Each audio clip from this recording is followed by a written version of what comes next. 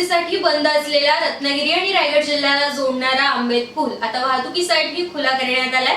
गेली 2 वर्ष या पुलाच्या दुरुस्तीचं काम सुरू होतं, त्यामुळे नागरिकांना मोठ्या समस्येला सामोरं जावं लागत होतं। पुलावरील वाहतूक पुन्हा सुरू झाली असल्यामुळे आता प्रवासी वर्गामध्ये आनंदाचं वातावरण आहे।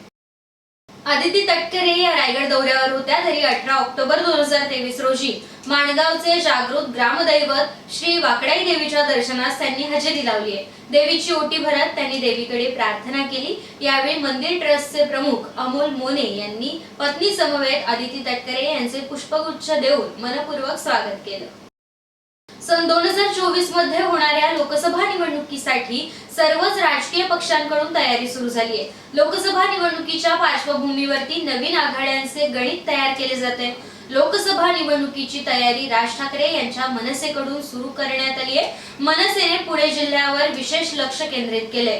पुणे लोकसभा मतदारसंघातून वसंत मोरे यांनी निवडणूक लढवण्याची इच्छा व्यक्त केली होती। त्यांचे भावी खासदार म्हणून बॅनर पुण्यात लागले देखील होते। आता आणखी एक नेत्याने निवडणूक लढवण्याची इच्छा व्यक्त केल्यामुळे वसंत मोरे यांच्या अडचणीत वाढ होणार आहे। ड्रग्स माफिया ललित पाटील याला अटक केल्यानंतर ड्रग्स प्रकरणावरून जोरदार प्रत्यारोप सुरू झाले आहेत। सत्ताधारी आणि विरोधकांकडून एकमेकांवरती टीका सुरू झाल्या।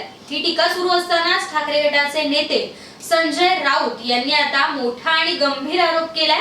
ड्रग्स प्रकरणात आमदारांना किती हप्ता मिळायचा याची माहिती संजय राऊत यांनी दिली आहे, त्यामुळे आता खळबळ उडाली आहे। राऊत यांच्या विधानावरती राजकीय पडसाद देखील आता उमटू लागले आहेत।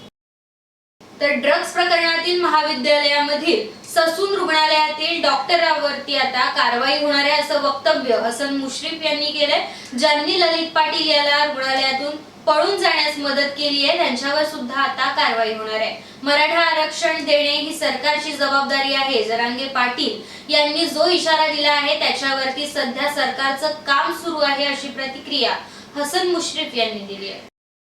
तर मनोज जरांगे पाटील यांची पुणे जिल्ह्यातील राजगुरुनगरमध्ये सभा संपन्न झाली आहे। 100 एकर जागेवरती ही सभा संपन्न झाली आहे। विशेष म्हणजे पश्चिम महाराष्ट्रातील जरांगे पाटील यांची ही पहिलीच सभा झाली आहे। शिवनेरी किल्ल्यावर छत्रपती शिवाजी महाराज यांचं दर्शन घेऊन जरांगे पाटील सभेच्या ठिकाणी हजर झाले। मराठ्यांना आरक्षण दिल्याशिवाय आपण स्वस्थ बसणार नाही।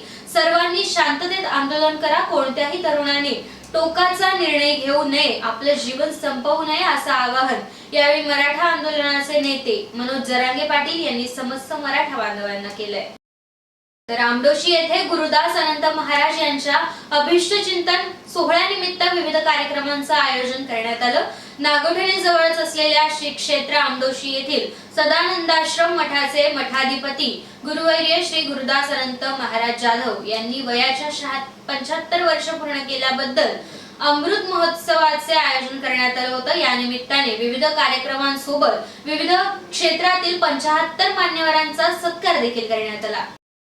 शासनाकडून स्थानिक पातळीवरती नागरिकांना रोजगार उपलब्ध व्हावा या उद्देशाने रोजगार हमी योजना सुरू करण्यात आली आहे। दरवर्षी या कामासाठी शासनाकडून कोट्यावधी रुपयांचा निधी मंजूर करण्यात येतो। मात्र गेल्या 5 वर्षात महात्मा गांधी राष्ट्रीय ग्रामीण रोजगार हमी योजनेतून मंजूर करण्यात आलेल्या 47,447 कामांपैकी 15,480 कामे पूर्ण अवस्थेत आहेत। यामध्ये ग्रामीण भागातील रस्ते, जलसंवर्धन, सिंचन विहिरी, लहान पाट यासह वृक्षारोपण, रोपवाटिका आदी कामांचा समावेश आहे। श्रीवर्धन तालुक्यातील दिघी बंदरात वेरिटास पॉलिकेम या प्रकल्पाची उभारणी करण्यात येते। या कंपनीमुळे रोजगाराची संधी निर्माण होण्याची शक्यता वर्तवली जाते। मात्र या परिसरात त्यामुळे आता मोठ्या प्रमाणात प्रदूषण होण्याची शक्यता वर्तवली असल्यामुळे भीतीमुळे आता स्थानिकांनी प्रकल्पाला विरोध दर्शवलाय। या प्रकल्पाचे काम पूर्णपणे थांबवण्यासाठी ग्रामसभेतील ठरावाचा आधार घेत दिघी ग्रामपंचायतीने जाहीर नोटीस देखील बजावली आहे। श्रीवर्धन तालुक्यात पुन्हा एकदा बिबट्याची दहशत पाहायला मिळाली आहे। बिबट्याने गोठ्यात बांधून ठेवलेल्या एका गायीवरती हल्ला चढवून तिला ठार केल्याची घटना सायगाव येथे घडली आहे। बिबट्याचा वावर दिसल्याने नागरिकांमध्ये आता भीतीचं वातावरण निर्माण झालंय।